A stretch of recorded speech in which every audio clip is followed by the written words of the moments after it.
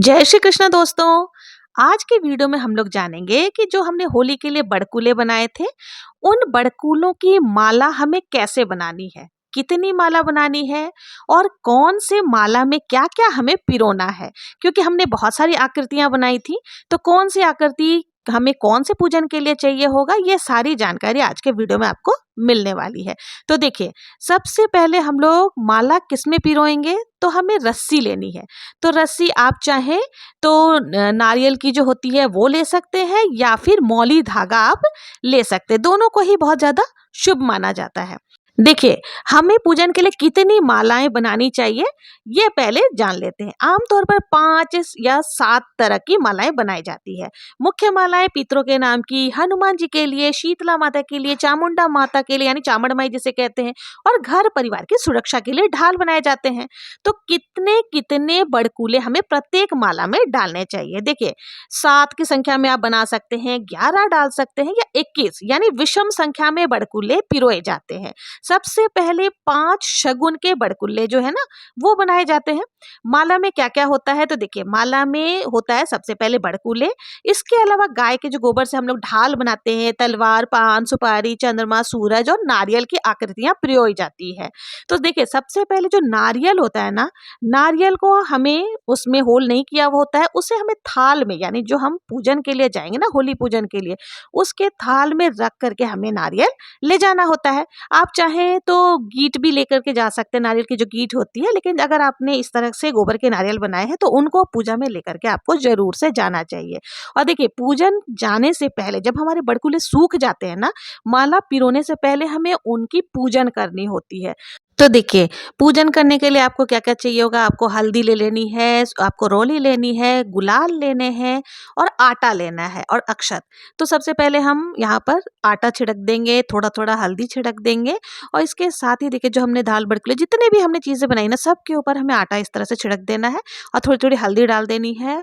फिर हमें गुलाल गुलाल देखिए, ऐसे तो जेंट्स लोग डालते हैं, तो आपके यहाँ जैसे रिचुअल्स हो आप अपने हिसाब से पूजन कर सकते हैं।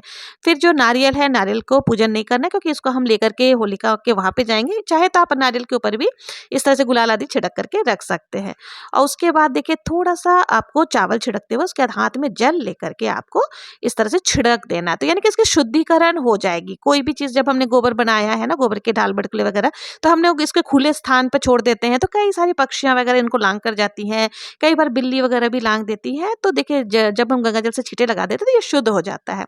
तो इस तरह से हमें पहले पूजन कर लेनी है। पूजा करने के बाद हमें अब इन्हें रस्सी में पिरोना है। तो सबसे पहले हम लोग क्या करेंगे, जो हमने 5 शगुन के ढाल बनाए थे ना, तो वो बड़कुले जो हमने बनाए थे उनको पिरोया जाता है। तो आप क्या करें, देखिए, जो और ये जो 5 ढाल है, इनको होली में नहीं जलाया जाता, इनको घर पर ही रखा जाता है। ऐसी मान्यता है कि ये जो है ना, पूरे परिवार की सुरक्षा का कवच माने जाते हैं। तो इनको हमें मोली धागा में पिरोना है। तो इस तरह से पिरो करके हमें अपने घर के आंगन में आप लगा सकते हैं। आप चाहे तो अपने घर के किचन में रख सकते हैं। रसोई घर बहुत ही ज्यादा शुभ माना जाता है, तो वहां आप रख सकते हैं, या किसी भी अपने अलमारी में रख सकते हैं, पूजा घर में रख सकते हैं। मतलब ये बहुत ही अच्छा शुभ माना जाता है, और साथ ही आपके घर की रक्षा भी करता है। तो ये 5 ढालों को नहीं जलाया जाता है। और इसके साथ ही देखिए, सूरज और चांद अमर होते हैं, तो सूरज और चांद जो हम लोग बनाते हैं ना, उनको भी लेकर के जो है होलिका दहन में नहीं डाला जाता है। अब कई स्थानों पे डाला जाता होगा, आप लोगों के रिचुअल्स अगर होंगे, तो हमारे यहाँ नहीं डाला जाता, तो हमने सूरज चांद को भी अलग कर लिया है। बाकी जितनी भी यहाँ पर हमने आकृतियां बनाई थी, सबके हमें माला में पिरोना है। देखिए, कुछ परंपराओं में परिवार के प्रत्येक सदस्य के नाम की एक एक माला बनाई जाती है। यदि ज्यादा ना बन पाए तो कम से कम 5-7 मालाएं बनाना बहुत ही शुभ माना जाता है।